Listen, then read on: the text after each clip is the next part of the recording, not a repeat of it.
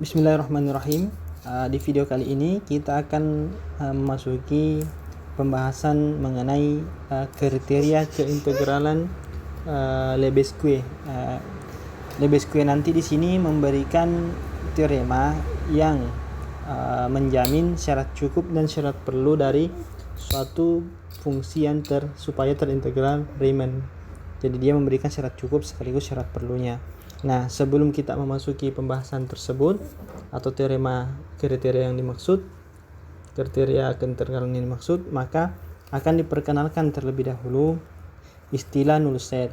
Mungkin istilah ini pernah didengar sebagai konsep yang berarti empty set atau void set, atau bahasa Indonesianya itu himpunan kosong. Namun di sini null set tidak berarti seperti itu. Jadi nanti akan dilihat contohnya bahwa bukan definisi yang sebagai himpunan kosong yang kita maksudkan untuk null set, namun ada sifat tertentu sebagaimana yang dikembangkan di teori integral. Jadi kita gunakan istilah yang memang digunakan untuk konsep-konsep yang ada di teori integral terkait dengan null set ini atau terkait dengan kriteria nantinya. Baik, kita langsung lihat saja definisinya. Di sini ada definisi 7.3.10. Definisi ada dua di sini, A dan B.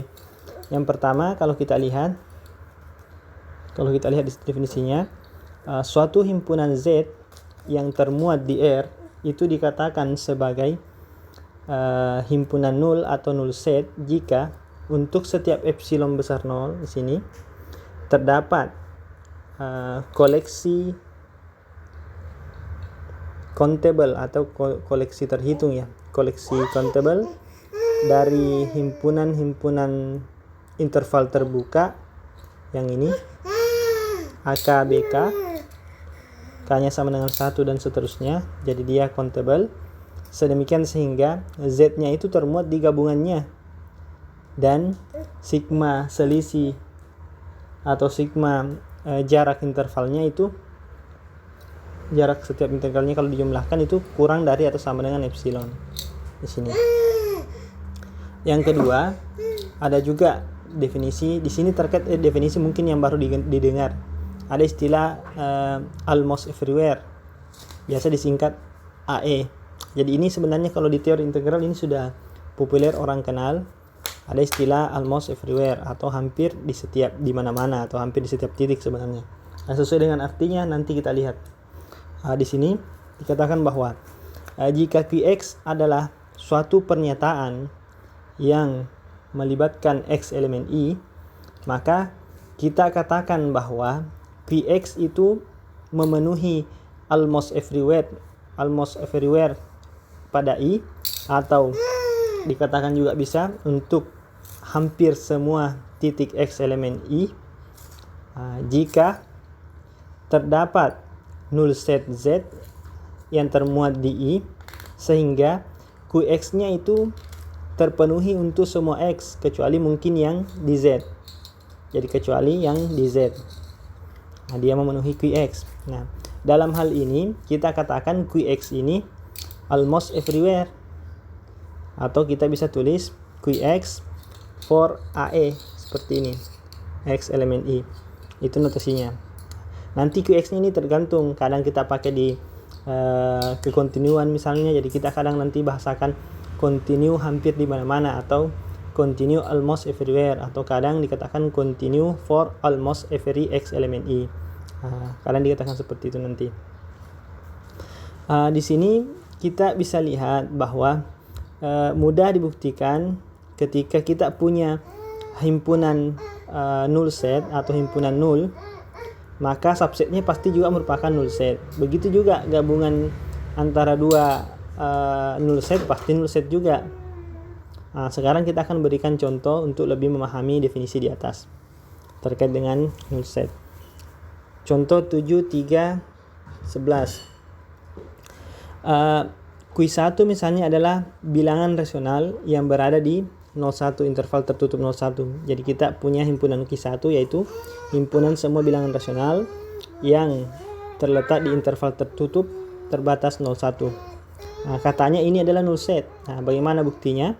Buktinya kita ingat dulu di konsep di konsep countable atau konsep countable kalau saya tidak salah, yang di materi-materi awal di Aniseril. Kita tahu bahwa bilangan rasional itu pasti countable, dan buktinya itu juga ada sebenarnya di appendixnya, di buku, di appendix A atau B ya kalau saya tidak salah ingat.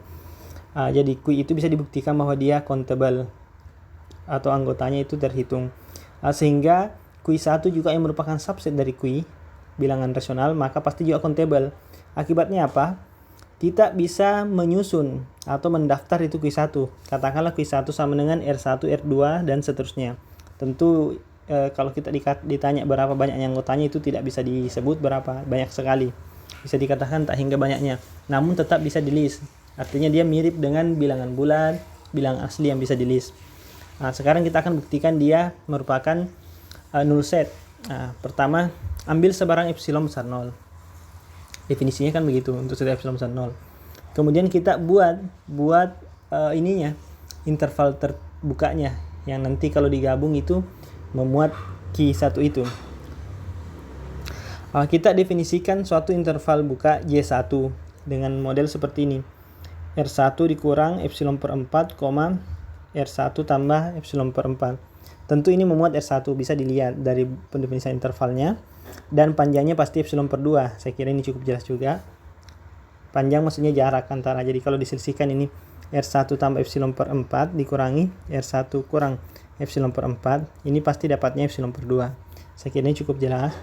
Demikian juga kalau kita definisikan Y2 dengan pendefinisian R2 dikurangi epsilon per 8. Nanti kalau diselisihkan R2 tambah epsilon per 8 dikurangi R2 dikurang epsilon per 8. Ini juga dapatnya nanti epsilon per 4.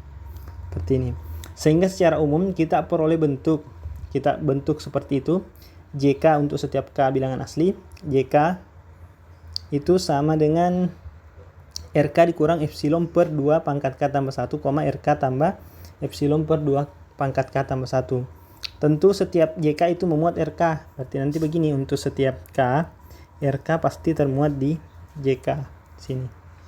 Dan pasti panjangnya JK itu pasti epsilon per 2 pangkat K. Itu bisa dilihat secara induktif, itu bisa dilihat. Oleh karena itu kita akan peroleh gabungan dari JK pasti memuat si Q1. Itu bisa dibuktikan. Kemudian lebih lanjut, dan tidak sulit sebenarnya, makanya ini tidak dituliskan di buku. Maka lebih lanjut kita akan peroleh bahwa jumlahan dari panjang setiap intervalnya ini sigma K sama dengan 1 dan seterusnya dari epsilon per 2 pangkat K, gunakan direct geometry, akan diperoleh sama dengan epsilon. Karena epsilonnya besar 0 diambil sebarang dan kita peroleh sifat ini, yang ini terpenuhi, maka kita katakan bahwa Q1 ini adalah contoh null set. Nah, di sini kelihatan juga bahwa tidak perlu di sini kita bicaranya null set, bukan himpunan kosong, tidak mesti himpunan kosong. Jadi bisa kita katakan Q1 itu adalah null set. Tentu dengan cara yang sama kita juga bisa membuktikan bahwa setiap himpunan yang countable set juga merupakan null set. Caranya sama, itu bisa dibuktikan. Baik, setelah mengetahui apa itu null set, sekarang kita coba melihat kriteria keintegralan yang diberikan oleh Lebesgue. Namanya itu kriteria keintegralan Lebesgue 7.3.12. Jadi di sini nanti menyatakan bahwa kalau kita sudah punya fungsi terbatas pada domain interval AB misalnya, maka kita bisa jamin dia terintegral Riemann jika dan hanya jika fungsinya kontinu hampir di mana-mana pada AB. Jadi di sini yang digunakan itu almost everywhere-nya berdasarkan definisi sebelumnya. Lengkapnya seperti ini. Suatu fungsi terbatas f dari AB ke real ini terintegral Riemann jika dan hanya jika fungsinya itu kontinu hampir di mana-mana pada AB. Tentu definisinya almost everywhere itu sudah diberikan. Untuk buktinya silahkan diperhatikan pada appendix C pada buku ini. Di sini kita akan lebih mengaplikasikan teorema ini untuk beberapa fungsi-fungsi tertentu.